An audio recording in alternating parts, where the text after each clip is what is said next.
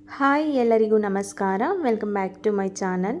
ನಾನಿವತ್ತಿನ ವಿಡಿಯೋದಲ್ಲಿ ರೇಷನ್ ಅಕ್ಕಿಯಿಂದ ಸಂಡಿಗೆನ ಮಾಡ್ತಾಯಿದ್ದೀನಿ. ಒಂದು ಬೌಲ್ ರೇಷನ್ ಅಕ್ಕಿಯಿಂದ 100ಕ್ಕೂ ಜಾಸ್ತಿ ಸಂಡಿಗೆಗಳನ್ನ ಮಾಡ್ಕೋಬೋದು. ಮತ್ತು ಇದನ್ನು ಮಾಡೋದು ತುಂಬಾ ಸುಲಭ. ಯಾವುದೇ ಸಹಾಯ ಇಲ್ಲದೇ ಒಬ್ಬರೇ ಆರಾಮಾಗಿ ಮಾಡ್ಕೋಬೋದು. ಬನ್ನಿ ಹಾಗಿದ್ರೆ ಒಂದು ಟೇಸ್ಟಿಯಾಗಿರೋ ಸಂಡಿಗೆನ ಹೇಗೆ ಮಾಡ್ಕೊಳ್ಳೋದು ನೋಡೋಣ.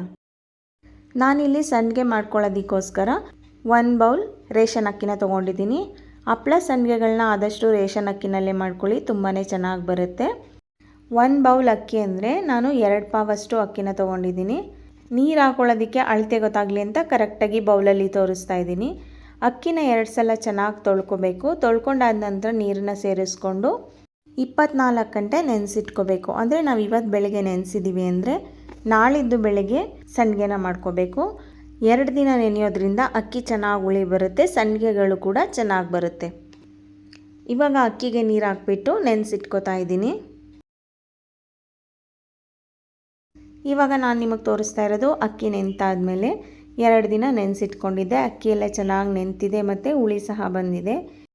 ಒಂದ್ಸಲ ಚೆನ್ನಾಗಿ ಮಿಕ್ಸ್ ಮಾಡಿಬಿಟ್ಟು ನೀರೆಲ್ಲ ತೆಗೆದುಬಿಡಬೇಕು, ನಂತರ ರುಬ್ಕೋಬೇಕು. ಇವಾಗ ನಾನು ಮಿಕ್ಸರ್ ಜಾರ್ನಲ್ಲಿ ಹಾಕ್ಕೊಂಡು ರುಬ್ಕೋತಾ ಇದ್ದೀನಿ. ಇದಕ್ಕೆ ನೀರು ಹಾಕೊಳ್ಳೋಕ್ಕೂ ಸಹ ಅಷ್ಟೇ, ನಾವು ಬೌಲ್ನಲ್ಲಿ ಅಕ್ಕಿ ಹಾಕ್ಕೊಂಡಿದ್ವಲ್ಲ ಅದೇ ಬೌಲ್ನಲ್ಲಿ 1 ಬೌಲ್ ನೀರನ್ನು ತೊಗೊಂಡಿದ್ದೀನಿ. ಸ್ವಲ್ಪನೇ ನೀರನ್ನು ಹಾಕ್ಕೊಂಡು ರುಬ್ಕೋಬೇಕು. ನೋಡಿ, ಈ ರೀತಿ ನುಣ್ಣಗೆ ರುಬ್ಕೋಬೇಕು. ಸ್ವಲ್ಪನೂ ತರಿ ಇರಬಾರ್ದು, ಆದಷ್ಟು ನುಣ್ಣಗೆ ರುಬ್ಕೊಳ್ಳಿ. ಇದನ್ನು ಒಂದು ಪಾತ್ರೆಯಲ್ಲಿ ಹಾಕ್ಕೋತಾ ಇದ್ದೀನಿ. ನಂತರ ಉಳಿದಿರೋ ಅಕ್ಕಿನ ಹಾಕ್ಕೊಂಡು ಅದೇ ಬೌಲ್ ನೀರಲ್ಲಿ ಸ್ವಲ್ಪ ನೀರನ್ನ ಸೇರಿಸ್ಕೊಂಡು ರುಬ್ಕೊಂಡಿದ್ದೀನಿ. ನಾವು ರುಬ್ಬೋದಕ್ಕೆ ಅಂತ 1 ಬೌಲ್ ನೀರು ತೊಗೊಂಡಿದ್ವಲ್ಲ ಅದರಲ್ಲಿ ಇನ್ನೊಂದು ಸ್ವಲ್ಪ ನೀರು ಮಿಕ್ಕಿತ್ತು. ಆ ನೀರನ್ನೇ ಜಾರ್ನಲ್ಲಿ ಹಾಕಿ ತಿರುಗಿಸಿ ಹಾಕ್ಕೊಂಡಿದ್ದೀನಿ. ನೀರೇನಾದರೂ ಇನ್ನೊಂದು ಸ್ವಲ್ಪ ಮಿಕ್ಕಿತ್ತು ಅಂದರೆ ಹಿಟ್ಟಿನ ಜೊತೆ ಹಾಕಿಬಿಟ್ಟು ಒಂದ್ಸಲ ಚೆನ್ನಾಗಿ ಮಿಕ್ಸ್ ಮಾಡ್ಕೊಂಡ್ಬಿಡಿ. ಹಿಟ್ಟಿನ ಜೊತೆ ಹಾಕಿಲ್ಲ ಅಂದರೆ ಪರವಾಗಿಲ್ಲ, ನಾವು ನೀರು ಕುದಿಯೋಕೆ ಇಟ್ಟಾಗಲೂ ಸಹ ಸೇರಿಸ್ಕೋಬೋದು. ನಂತರ ನಾನು ನೀರನ್ನು ಕುದಿಯೋಕೆ ಇಟ್ಕೋತಾ ಇದ್ದೀನಿ. ನಾವು ಯಾವ ಅಳತೆನಲ್ಲಿ ಅಕ್ಕಿನ ತೊಗೊಂಡಿದ್ದೀವಿ ಅದೇ ಅಳತೆನಲ್ಲಿ ನೀರನ್ನು ಸೇರಿಸ್ಕೋಬೇಕು. ಇದರಲ್ಲಿ 1 ಬೌಲ್ ಅಕ್ಕಿನ ತೊಗೊಂಡಿದ್ದೆ, 4 ಬೌಲ್ ನೀರನ್ನ ಕುದಿಯೋಕೆ ಇಟ್ಕೋತಾ ಇದ್ದೀನಿ. 1 ಬೌಲ್ ನೀರು ರುಬ್ಬೋದಕ್ಕೆ ತೊಗೊಂಡಿದ್ದೆ. ಅಂದರೆ ನೀವು ಯಾವುದಾದ್ರೂ ಅಳತೆನಲ್ಲಿ ತೊಗೊಳ್ಳಿ. 1:5, 1 ಬೌಲ್ ಅಕ್ಕಿಗೆ 5 ಬೌಲ್ ನೀರನ್ನು ಬಳಸ್ಕೊಂಡಿದ್ದೀನಿ. ನಂತರ ಇದಕ್ಕೆ ರುಚಿಗೆ ತಕ್ಕಷ್ಟು ಉಪ್ಪನ್ನ ಸೇರಿಸ್ಕೋಬೇಕು. ಉಪ್ಪು ಹಾಕಿದ ನಂತರ ಕುದಿಯೋಕೆ ಇಟ್ಕೊಂಡಿದ್ದೀನಿ. ನೀರು ಕುದಿಯೋದ್ರೊಳಗಡೆ ಸಂಡಿಗೆಗೆ ಸ್ವಲ್ಪ ಖಾರನ ರೆಡಿ ಮಾಡ್ಕೋಬೇಕು. 8 ಮೆಣಸಿಕಾಯಿ ಹಾಕ್ಕೊಂಡಿದ್ದೀನಿ. 2 ಪಾವ್ ಹಾಕಿ 1 ಪಾವ್ಗೆ 4 ಮೆಣಸಿಕಾಯಿ ಹಂಗೆ 8 ಹಾಕ್ಕೊಂಡಿದ್ದೀನಿ. ಅದ್ರ ಜೊತೆಗೆ ಸ್ವಲ್ಪ ಕರಿಬೇವು ಸೊಪ್ಪು ಸಹ ಸೇರಿಸ್ಕೊಂಡು ಪುಡಿ ಮಾಡ್ಕೋಬೇಕು. ಇವಾಗ ಪುಡಿ ಮಾಡ್ಕೊಂಡಿದ್ದಾಗಿದೆ ನೋಡ್ಬೋದು. ನುಣ್ಣಗೇನು ಬೇಡ, ಈ ರೀತಿ ತರಿಯಾಗಿದ್ದರೆ ಸಾಕಾಗುತ್ತೆ. ಇದ್ರ ಜೊತೆಗೇ 1 ಸ್ಪೂನ್ ಜೀರಿಗೆ ಪುಡಿನ ಹಾಕಿ ಮಿಕ್ಸ್ ಮಾಡಿ ಇಟ್ಕೋತೀನಿ. ನೀವು ಹಾಗೆ ಜೀರಿಗೆನೇ ಬೇಕಿದ್ರೆ ಸಹ ಹಾಕ್ಕೋಬೋದು. ಇವಾಗ ನೀರು ಸಹ ಚೆನ್ನಾಗಿ ಕುದೀತಾ ಇದೆ. ನಾವು ರುಬ್ಬಿಟ್ಕೊಂಡಿರೋ ಹಿಟ್ಟನ್ನು ಇನ್ನೊಂದು ಸಲ ಚೆನ್ನಾಗಿ ಮಿಕ್ಸ್ ಮಾಡಿಕೊಂಡು ನಂತರ ಕುದೀತಾ ಇರೋ ನೀರಿನಲ್ಲಿ ಸೇರಿಸ್ಕೊಂಡು ತಿರುಗಿಸ್ಕೊತಾ ಇರಬೇಕು. 1 ಗಂಟೆಲ್ದಾಗೆ ಮಿಕ್ಸ್ ಮಾಡ್ಕೊತಾನೇ ಇರಬೇಕು. ಮತ್ತು ನಾವು ಹಿಟ್ಟನ್ನು ತಿರುಗಿಸ್ಕೊಳ್ಳೋಕ್ಕೆ ಪಾತ್ರೆ ಮಂದ ಇರೋದು ತೊಗೋಬೇಕು. ಮಂದ ತಳ ಪಾತ್ರೆನ ತೊಗೊಂಡ್ರೆ ಹಿಟ್ಟು ತಳ ಹಿಡಿಯೋದಿಲ್ಲ. ಪಾತ್ರೆ ತೆಳು ಇತ್ತು ಅಂದರೆ ತಳ ಹಿಡ್ಬಿಡುತ್ತೆ, ಆವಾಗ ಸಂಡಿಗೆ ಚೆನ್ನಾಗಿ ಬರೋದಿಲ್ಲ. ಆದಷ್ಟು ಮಂದ ತಳ ಇರೋ ಪಾತ್ರೆನ ತೊಗೊಳ್ಳಿ. ನೀವು ಇವಾಗ ನೋಡ್ಬೋದು, ತಿರುಗಿಸ್ತಾ ಹಿಟ್ಟು ಗಟ್ಟಿ ಬಂದಿದೆ. ಮತ್ತು ನಾವು ಹಿಟ್ಟು ಹಾಕೊಳ್ಳೋದಕ್ಕೆ ಶುರು ಮಾಡಿದಾಗಿಂದನೂ ಸಣ್ಣ ಉರಿನಲ್ಲೇ ಇಟ್ಕೊಂಡು ಮಾಡ್ಕೋಬೇಕು, ಜಾಸ್ತಿ ಉರಿ ಇಡಬಾರ್ದು. ಇದು ಬೇಯೋದಕ್ಕೆ ಒಂದು 15 ನಿಮಿಷನಾದರೂ ಬೇಕಾಗುತ್ತೆ. ಒಂದು ಪ್ಲೇಟ್ನ ಮುಚ್ಚಿಬಿಟ್ಟು ಸಣ್ಣ ಉರಿನಲ್ಲಿಟ್ಟು ಮಧ್ಯ ತೆಗೆದು ಈ ಥರ ಮಿಕ್ಸ್ ಮಾಡ್ಕೋತಾ ಇರಬೇಕು. ನಾನೊಂದು 15 ನಿಮಿಷ ಬೇಯಿಸ್ಕೊಂಡಿದ್ದೀನಿ.